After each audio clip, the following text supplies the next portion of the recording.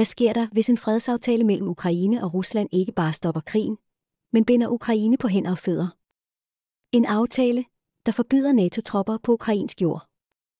En aftale, der skriver ind i Ukraines forfatning, at landet aldrig må søge NATO-medlemskab.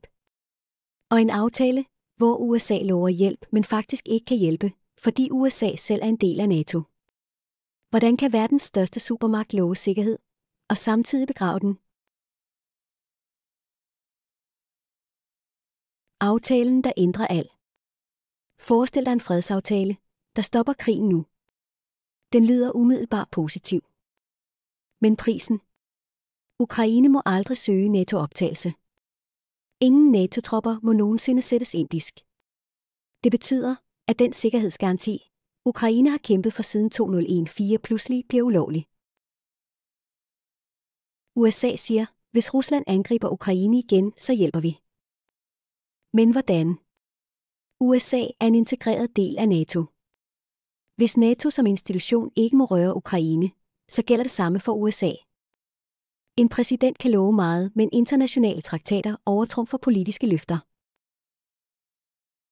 Kan en præsident bestemme, at et andet land, Ukraine, ikke må søge sikkerhed i fremtiden? Kan han samtidig begrænse fremtidige amerikanske præsidenter? Svaret er juridisk nej, politisk ja. For hvis USA skriver under på en aftale, så bliver den en del af det internationale system. Og den bliver ekstremt svær at ændre. Aftalen vil ikke styrke Europa. Den vil ikke styrke Ukraine. Den giver kun én part en strategisk fordel, Rusland. For uden NATO's fremtidige sikkerhedsgaranti står Ukraine alene. En fredsaftale uden reelle sikkerhedsgarantier er som en brandforsikring, der ikke dækker genbrud. Hvis Rusland angriber igen om 5 eller 10 år, hvad så? Ukraine har ingen ret til NATO's beskyttelse. USA har bundet sig til ikke at sende tropper. Europa er begrænset. Ukraine bliver et bufferland. Præcis hvad Rusland ønsker. Et alternativ ville være en multinational sikkerhedsgaranti, uden NATO-branding. En slags koalition for Ukraine, uafhængigt af NATO. Men det kræver politisk vilje. Og det er ikke sikkert, USA vil gå så langt.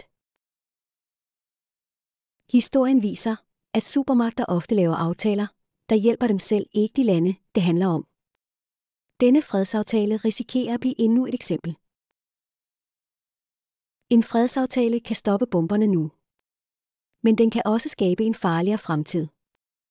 Spørgsmålet er: vil Ukraine få fred, eller blot en pause før næste angreb?